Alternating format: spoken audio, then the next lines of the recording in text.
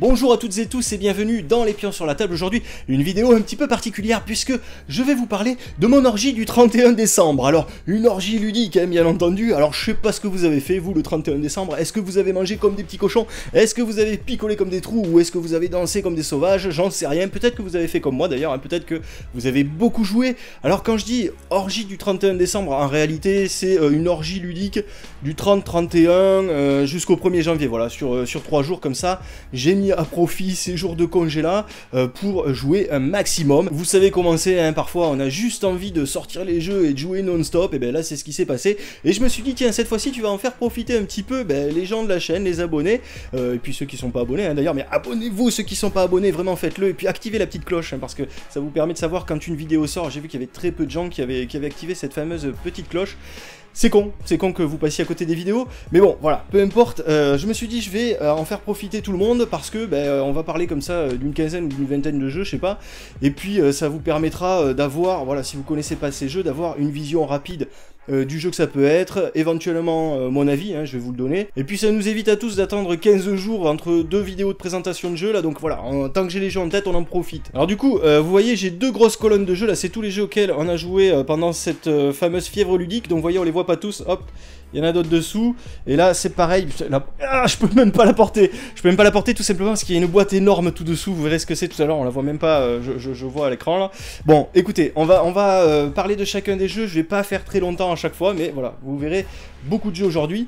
Alors, le premier jeu auquel nous avons joué, il s'agit de Lost Cities, on a fait beaucoup de parties dessus, du coup c'est un jeu à 2 joueurs, et donc très peu thématisé, hein. En gros on vous dit que voilà, vous partez en expédition pour découvrir des cités perdues, etc., etc.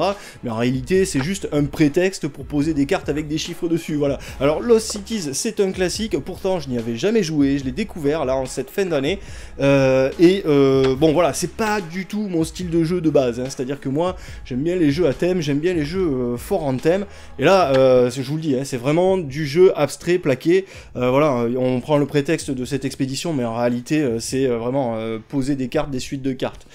Du coup, la mécanique n'empêche qu'elle est plutôt sympa. Au début, je pensais que c'était vraiment trop léger. Et puis finalement, comme tous les jeux, c'est un jeu de Reiner Knizia, hein, donc comme tous les jeux de Knizia, c'est bien réfléchi derrière. Le mec est mathématicien, voilà, il réfléchit à quand même une mécanique intéressante. Et donc, j'avoue que j'ai pris du plaisir à y jouer. J'ai pris de grosses branlées, notamment une où ma femme m'a battu de 150 points. Alors, faut savoir que sur Lost Cities, on peut gagner et perdre des points. Et donc, j'ai pris une méga déculottée sur la dernière partie, ce qui m'a découragé à continuer.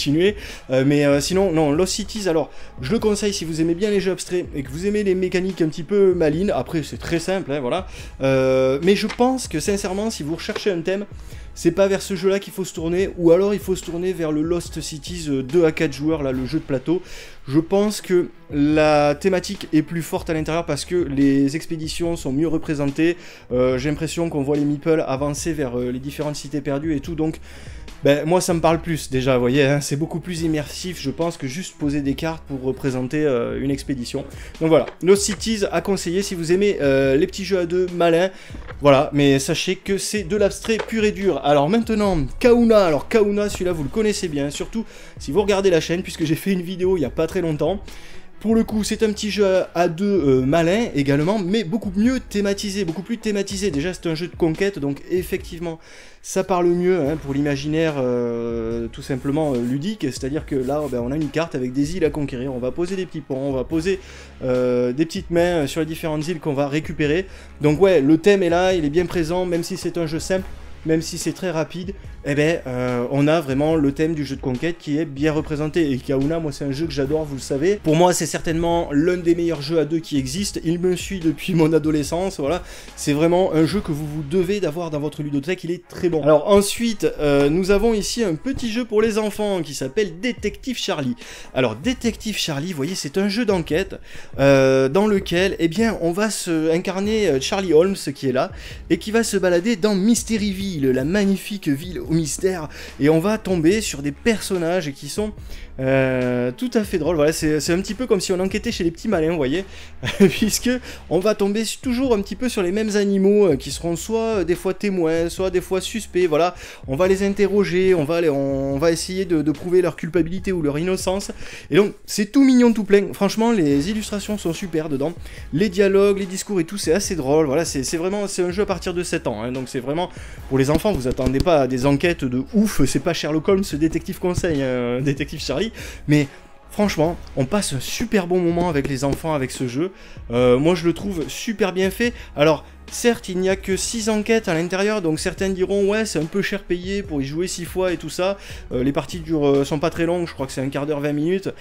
mais sincèrement si vous faites le ratio, au final si vous amenez votre famille au cinéma, pour combien est-ce que vous allez vous en tirer là on a 20 minutes de partie x 6, bon ben au final c'est pareil quoi, c'est peut-être même moins cher et vous avez passé un excellent moment autour de la table, donc voilà, oui c'est les one shot, je sais que tout le monde n'aime pas ça, mais vraiment vous avez un bon jeu. Alors le niveau des enquêtes, je le rappelle, hein, c'est un niveau 7 ans, hein, donc c'est à dire que eux ils vont peut-être réfléchir un petit peu, mais vous autour de la table en tant qu'adulte pas du tout. Par contre vous allez prendre du plaisir à vous balader dans Mysteryville, à rencontrer ces petits personnages et tout, c'est vraiment pas ennuyeux pour les adultes, en plus les parties sont assez rapides, donc je vous le recommande, voilà, si vous cherchez un petit jeu d'enquête pour les enfants, je trouve que c'est une des belles surprises de ce Noël, en tout cas chez nous. Alors ensuite, du coup, on va passer, hop là, à Zombie Kids, encore un jeu pour les enfants. Je fais par taille hein, de boîte, alors c'est pour ça qu'il y a beaucoup de jeux pour les enfants, ou de jeux à deux au début. Zombie Kids est génial. Franchement j'ai eu un petit peu peur quand j'ai vu ici, j'avais pas suivi que c'était Zombie Kids Evolution, vous voyez, et donc je me suis dit aïe aïe aïe, c'est un jeu Legacy, et moi les jeux Legacy, je suis désolé, ça fait peut-être vieux con, mais j'adhère pas encore parce que j'ai du mal à me dire que je vais détruire mon jeu, que je vais déchirer des cartes, que je vais gribouiller mon plateau de jeu, et tout ça. Et ben Zombie Kids, en fait, je vais pas vous spoiler hein, pour ceux qui ont pas encore décacheté les enveloppes et tout ça.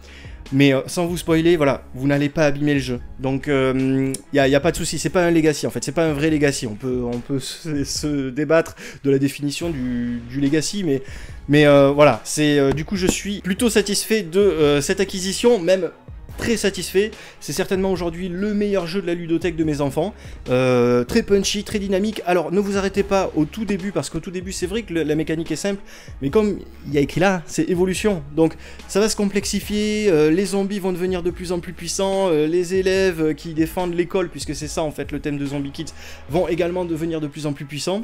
Voilà, c'est un excellent jeu, vraiment, ne passez pas à côté. Et pour ceux qui sont allergiques au Legacy, je vous le dis, allez-y sans crainte, c'est pas un Legacy en vrai.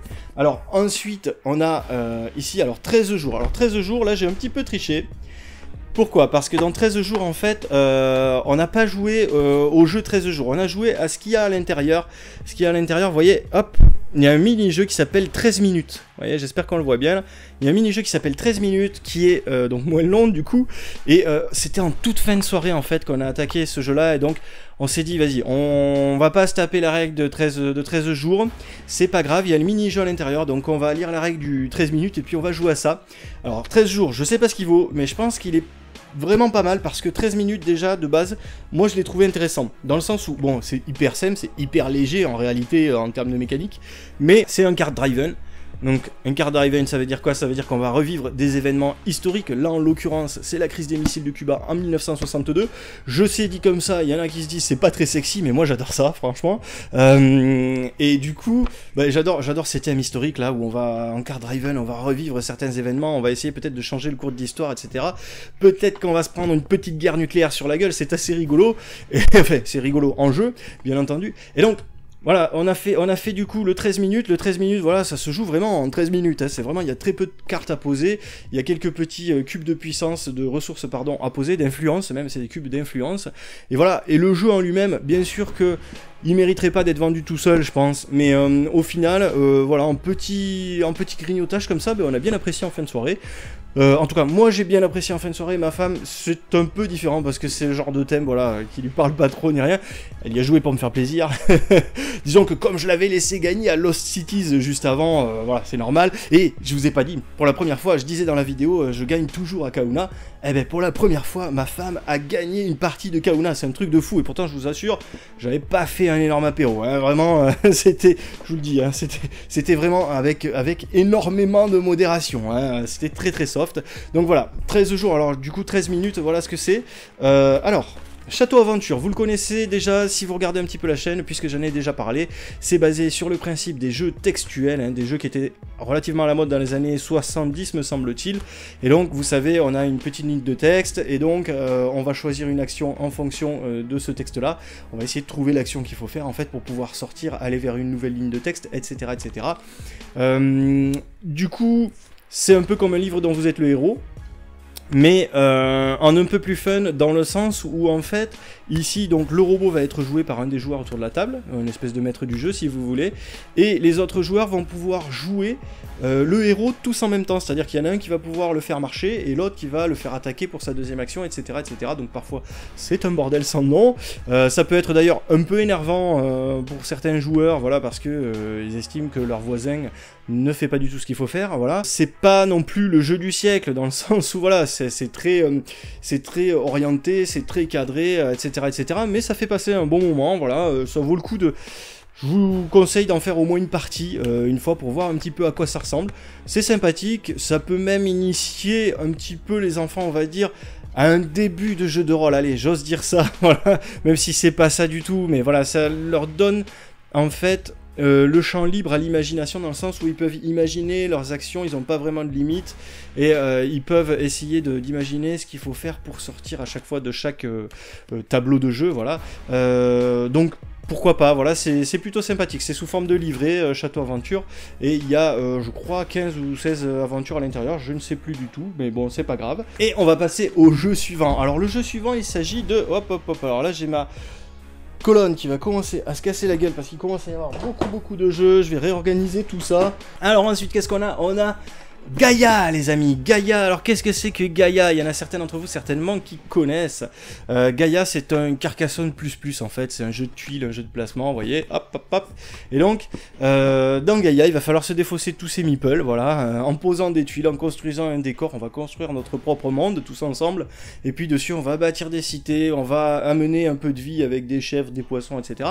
Et on va poser nos meeples sur les cités à chaque fois qu'on répond à des besoins d'une cité. Pour répondre à des besoins d'une cité, pardon, il faut que les environnements autour correspondent aux besoins des habitants de la ville, voilà. Et puis on va remplir des objectifs, donc on va se défausser de certains meeples en remplissant les objectifs. C'est très simple, c'est vraiment un jeu très simple. Il y a des règles avancées qui rajoutent pas mal de dynamisme et de réflexion à l'intérieur, genre des pouvoirs qui permettent d'exploser des tuiles de jeu, qui permettent de cramer des tuiles tout autour d'une cité, etc., etc. Ça peut être du coup assez sournois, voilà, c'est un mode catastrophe, je crois, catastrophe naturelle ou quelque chose comme ça. Et donc voilà, donc Gaïa c'est ça, c'est un jeu très simple de tuiles, voilà. Si vous aimez bien les Carcassonne et tout ça, bah celui-là c'est un très bon jeu dans le style, tout simplement, voilà. Après nous, en version, on le trouve un petit peu léger, donc il faut y jouer avec les règles avancées. Avec les règles avancées, déjà, il est un petit peu plus fun, mais voilà, c'est très vite installé, très vite mangé, très vite fini. Ensuite, alors, on a joué, figurez-vous, à Unlock Star Wars. Unlock Star Wars. Alors, Unlock, c'est une licence que je connais très peu. J'avais réussi à faire une partie, j'avais fait une partie ou deux, d'ailleurs, chez un copain. Mais alors, j'en avais pas un souvenir impérissable parce que on avait fait, vous savez, le scénario avec la vieille maison hantée, je crois. Et en fait, non pas que le scénario était bon et tout, mais au final, j'en ai pas vu grand chose. Vous savez pourquoi? Parce qu'on y a joué, on était 6 ou 8. Et franchement, jouer à Unlock à 6 ou 8, c'est merdique à souhait. Sincèrement, on voit pas toutes les infos, on voit pas toutes les cartes. Du coup, ben, on n'est pas vraiment impliqué dans l'aventure. Si vous voulez, quand vous êtes dans un escape game, grandeur nature, ça va, vous avez les décors autour et tout, même si vous passez à côté d'une ou deux énigmes, c'est pas très grave. Mais là, franchement, bon, vous êtes dans un salon, si vous voyez pas les cartes, si ça défile trop vite, non, c'est pas la peine. Donc là, on y a joué en configuration de 3 joueurs.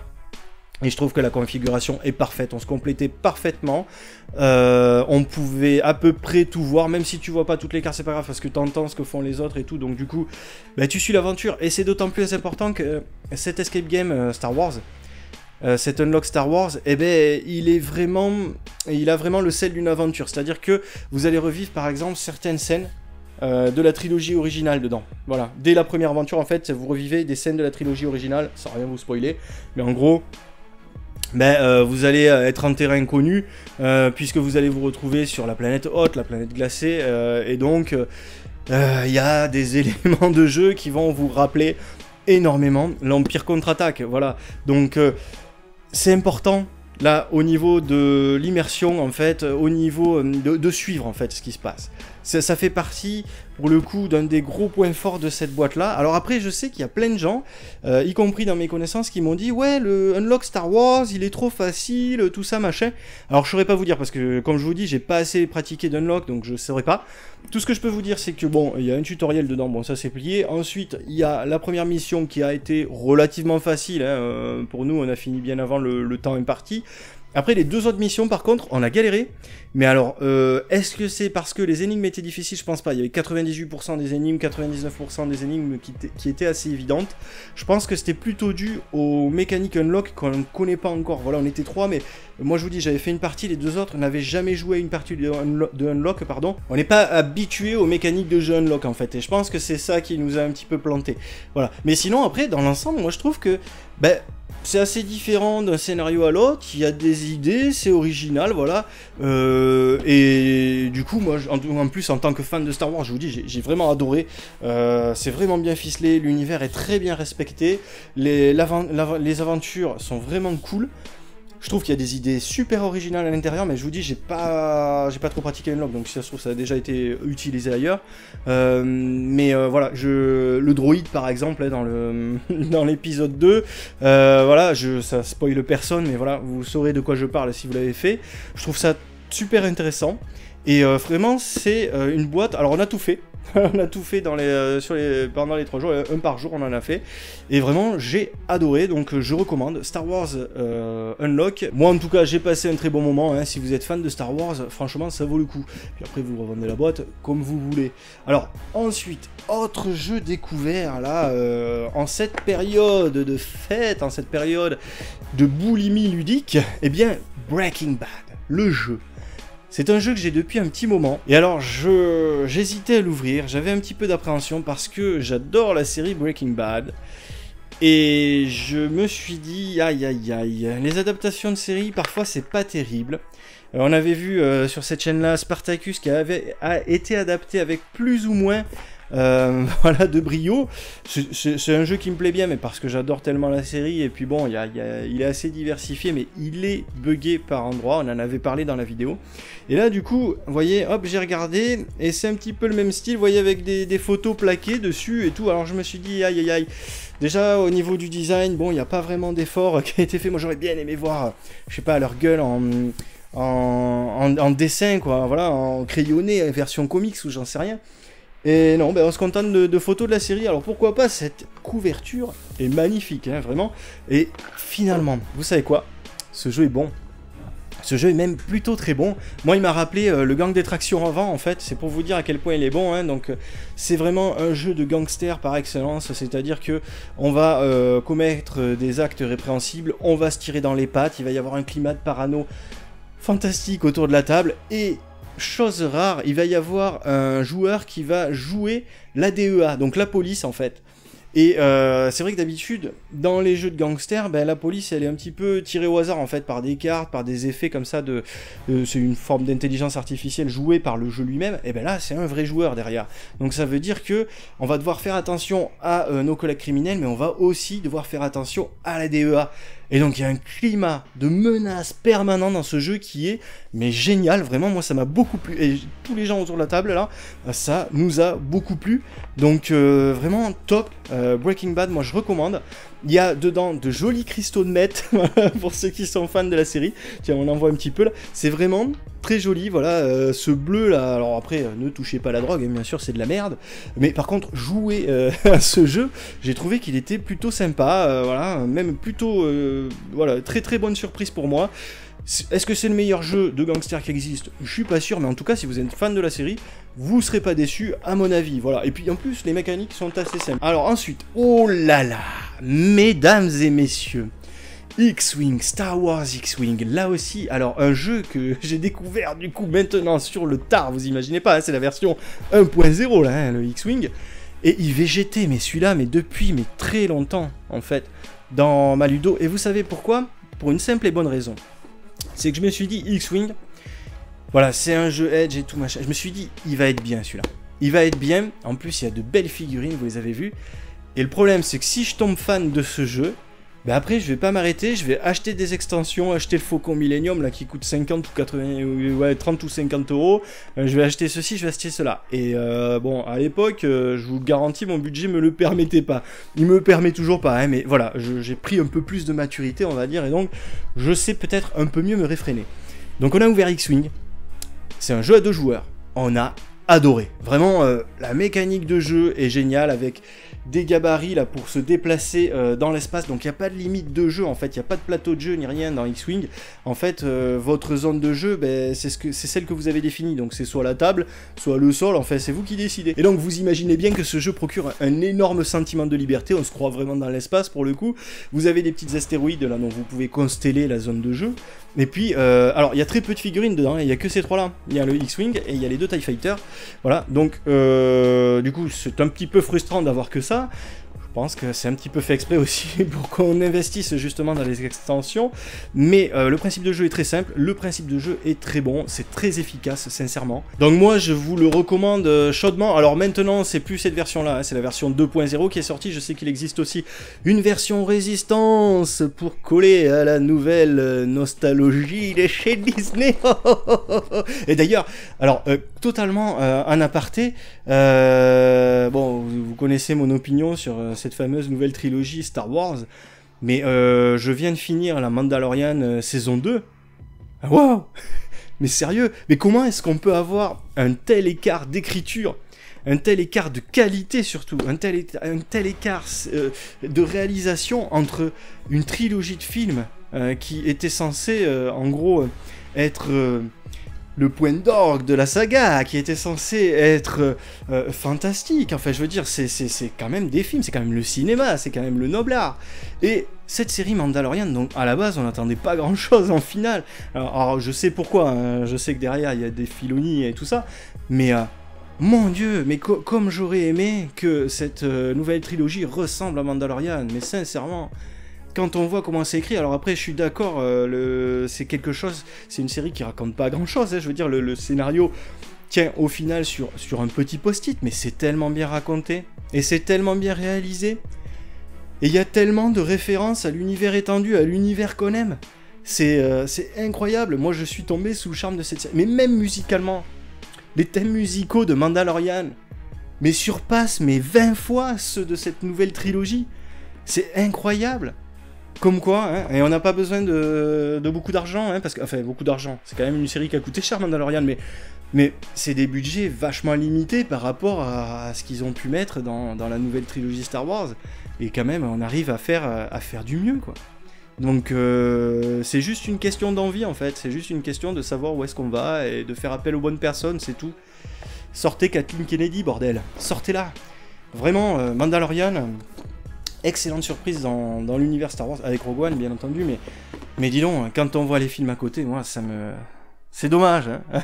Quelque part je suis content de voir cette série, mais d'un autre côté, eh ben, je me dis, putain, c'est quand même dommage qu'on n'ait pas eu cette qualité-là pour les films. C'est vraiment très très dommage, et je n'en dirai pas plus parce que j'ai pas envie de spoiler. Mais voilà, c'était le petit aparté Star Wars. Alors ensuite, un grand classique, Flamme Rouge. On n'en a pas encore parlé sur la chaîne, mais ça se fera. D'ailleurs, il y a des chances que je fasse des vidéos un petit peu sur tous ces jeux là, de manière à ce que vous ayez quelque chose d'un petit peu plus complet, voilà, avec le matériel présenté et tout ça. Vous inquiétez pas, c'est juste que là, comme je les ai tous en tête, ben, j'en profite pour vous parler de tout ça, mais sinon... On va prendre le temps d'en parler en détail, même s'il y en a que j'aime un petit peu moins bien que les autres, bon c'est pas très grave. Flamme Rouge. Un classique, vous devez l'avoir dans votre ludothèque, c'est génial. Toutes les personnes avec qui j'ai joué, et franchement je l'ai sorti très souvent, Flamme Rouge, eh ben elles ont adoré. Voilà. Et là, vous voyez, on y a joué pour le 31 du coup avec ma belle-mère qui est vraiment pas une joueuse de jeux de société. Elle a dû jouer à 4 jeux de société dans sa vie. Mais elle a été conquise par Flamme Rouge. C'est un système très simple, un système pourtant très malin, très dynamique, ça parle à tout le monde, le thème est universel, vraiment c'est très bon. Alors c'est des jeux de course de vélo du coup avec des pistes modulaires, voilà. Et donc ben, on joue simplement 2 cartes par tour, c'est tout, c'est de la programmation. Et on va essayer de profiter, de dépasser les autres, de profiter de l'aspiration en restant dans leur roue, essayer de s'économiser tout au long de la course pour qu'il nous reste du jus à la fin pour pouvoir passer la ligne avant les autres et surtout plus loin que les autres. Donc autant il y en a qui vont bourriner, qui vont être devant dès le départ ou au milieu de la course, etc. Autant ils vont se faire rattraper après parce qu'ils vont fatiguer, parce qu'il faut savoir que quand on est devant et qu'on prend le vent, eh bien on prend des cartes fatigue et donc ça pourrit notre main. Vraiment, ce jeu est redoutable. Moi, ça fait partie de mes jeux préférés maintenant. Je vous dis, Flamme Rouge, c'est un classique. Jouez-y. Achetez-le, mettez-le dans votre ludothèque. Vous êtes obligé de l'avoir. Tout foyer français devrait avoir Flamme Rouge. Alors celui-là, je le connaissais aussi. Hein, Mystère à l'abbaye, bien entendu. C'est un vieux jeu, mais c'est un... Voilà, c'est pas un classique, on peut pas dire que c'est un classique, mais toute personne qui a eu envie à un moment donné de jouer à autre chose que le Cluedo, qui a voulu trouver une solution alternative à ce bon vieux Cluedo, et je pense passer par Mystère à l'abbaye. J'en avais déjà parlé dans ma vidéo sur le Cluedo, d'ailleurs je vous avais dit, voilà, ça peut remplacer le Cluedo. C'est vraiment un Cluedo-like dans le sens où on va cocher des cases, en gros, pour essayer de trouver le suspect. Sauf que Mystère à l'abbaye, déjà, vous le voyez, c'est vachement moins mordre que le Cluedo, hein. C'est beaucoup plus coloré, c'est beaucoup plus animé. On va piocher des cartes à l'intérieur, il y aura des cartes qui vont nous permettre d'aller plus vite, de stopper les autres, il y aura des événements, l'abbé, je sais plus comment il s'appelle, il y a l'abbé, le chef du monastère en fait, qui va à chaque fois je sais pas, il va nous faire une messe pour aller à l'autre bout, il va nous renvoyer dans nos chambres, enfin bon bref, il y a des passages qui sont assez drôles, il y a des passages où par exemple, pendant tout un tour de jeu, vous êtes obligé de communiquer entre vous en chantant des chants, comme si vous chantiez un chant religieux, vous voyez, donc c'est énorme, c'est fun. Voilà, et au final, c'est la base, le moteur, c'est juste un Cluedo, hein, on va dire, mais dedans, voilà, vous avez des cartes en plus, vous avez plein de pièces à visiter, avec à chaque fois des actions différentes à faire, ça c'est important. Et puis dedans, contrairement au Cluedo, vous pouvez bluffer, rappelez-vous, hein, on en avait parlé dans la vidéo du Cluedo, dans Mystère à l'abbaye, en fait, vous pouvez tout à fait dire que vous pensez que le coupable a tel trait de caractère, sans que ce soit vrai, sans qu'il y ait vraiment de conséquences pour vous. Enfin, il y aura des conséquences en termes de points, mais vous ne serez pas éjecté du jeu. Donc vous pouvez tout à fait la jouer comme ça, en disant « Ouais, je pense qu'il a une barbe », alors qu'en fait, vous pensez tout à fait l'inverse, et comme ça aiguille les autres sur un autre chemin, et pendant ce temps, vous allez sur la bonne piste. Donc, ouais, il est vachement plus intéressant quand même que le Cluedo.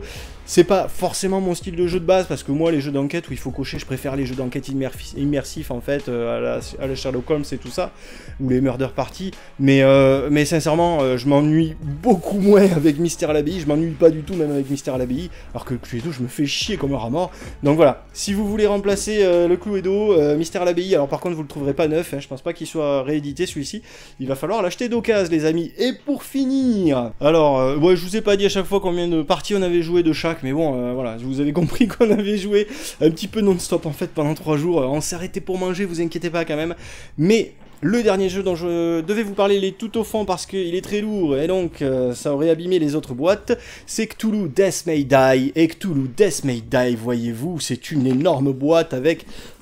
il est très lourd, avec à l'intérieur d'énormes figurines, du Cthulhu, du Astur, il y a du Chthonien, il y a du Shoggoth, me semble-t-il, il y a même du vampire de feu. Il y a tout plein de trucs, des cultistes et tout ça. Vous avez genre 18 personnages à incarner dedans. Et donc c'est un jeu coop. C'est un jeu coop dans lequel il va falloir poutrer un grand ancien. C'est un très bon jeu qui est pas à mettre à la portée de toutes les mains parce que ça reste quand même du jeu pour initier dans le sens où ouais, il y a quand même un enchaînement de règles. Il y a beaucoup de règles en fait à l'intérieur. Maintenant, elles sont fluides, hein, si vous avez l'habitude de jouer à du jeu de plateau. C'est bien décrit dans les aides de jeu, hein, qui sont vos plateaux individuels. Et c'est assez fluide. Il y a la fin de tour qui peut éventuellement être pénible parce que vous pouvez facilement louper un ou deux éléments, notamment quand le grand ancien avance. Mais il respecte bien l'univers de Lovecraft. Voilà, les figurines sont mais magnifiques. Vous avez jamais vu des figurines pareilles, sincèrement. Elles peuvent être exposées sans problème dans une vitrine. Et je sais que j'ai tendance à m'extasier assez facilement sur les figurines, mais là, franchement, ça dépasse tout ce que j'ai vu, je pense. C'est vraiment magnifique. On fera une vidéo sur Cthulhu Death May Die, c'est sûr, parce qu'il le mérite. Et je pense que la moitié de la vidéo, ce sera de l'extase de figurines. Voilà. Et alors après, c'est un jeu coop qui présente un vrai challenge. C'est-à-dire que on va vraiment être agressé en permanence. Va y avoir toujours des menaces qui vont surgir de partout, des menaces qui sont assez puissantes. Il va y avoir des monstres, il va y avoir des cultistes, il va y avoir du feu, il va y avoir, à chaque fois qu'on va faire des actions, on va pouvoir sombrer un petit peu plus dans la folie et tout, donc on peut mourir, on peut devenir fou, bon bref, c'est du Lovecraft. Mais on est en permanence en fait sur le fil du rasoir, il y a des choix à faire, il y a des petites phases d'enquête, même si bon, c'est pas le cœur du jeu, c'est surtout de la baston. C'est ce qu'on peut regretter éventuellement, parce que dans un jeu sur Lovecraft, c'est vrai que les phases d'enquête sont assez, c'est plutôt sympa, c'est l'ambiance en fait qui compte surtout chez Lovecraft. Bon là c'est surtout du bourrinage, mais il y a des petites phases d'enquête, et c'est très plaisant, ça rajoute au côté immersif, à la narration, etc. Et donc, Cthulhu Death May Die, moi bien sûr que je le conseille, surtout si vous êtes fan de Lovecraft, et surtout si vous n'avez pas de jeu coop, ou si vous en avez très peu. Maintenant il est un peu cher évidemment parce que c'est du jeu de figurines et des grosses figurines, hein, vraiment le Cthulhu il est gros comme ça je crois. Voilà, je vous dis la boîte est épaisse. Donc Cthulhu Death May Die, en l'occurrence, c'est vrai que j'ai pas dit le nombre de parties auxquelles on a joué sur les autres jeux, mais Cthulhu Death May Die, bah on a dû jouer je pense 6 ou 7 parties, et je pense que la première on était bon, on n'était pas prêt de gagner, mais après les autres, en fait, si vous voulez, sur le scénario 2, en fait, on l'a recommencé je sais pas combien de fois, parce que tout simplement, on mourait beaucoup trop vite, et on s'est dit, non, c'est pas possible, faut pas qu'on abandonne là, et on s'est accroché, et on n'a jamais gagné. Voilà. Bon, Cthulhu Death May Die, c'est pas un jeu que j'ai découvert à ce moment-là, hein, parce que ça fait, je l'ai depuis un petit moment déjà, et je l'avais déjà pratiqué. Je savais qu'il était pas facile, vous inquiétez pas, voilà. Voilà, c'était notre petite orgie ludique là du 31 décembre et des 2 jours qui l'encadraient. Comme à chaque fois, ben, c'est génial. Moi, de toute façon, quand je peux jouer sans m'arrêter, je suis le plus heureux du monde. Et je pense que je suis pas le seul, puisqu'apparemment j'avais les joueurs qui me suivaient. Donc, c'est très bien comme ça, on s'est bien éclaté. Du coup, j'espère que pour vous aussi, ce réveillon s'est très bien passé. J'espère que l'année a démarré sur les chapeaux de roue pour vous. En tout cas, c'est ce que je vous souhaite, je vous envoie mes meilleurs vœux, et puis il y aura pas mal de nouveautés cette année sur la chaîne, j'ai plein d'idées de formats en tête, il y en a qui vont arriver très très prochainement, donc voilà, je vous en dis pas plus pour l'instant, mais j'espère que vous serez agréablement surpris.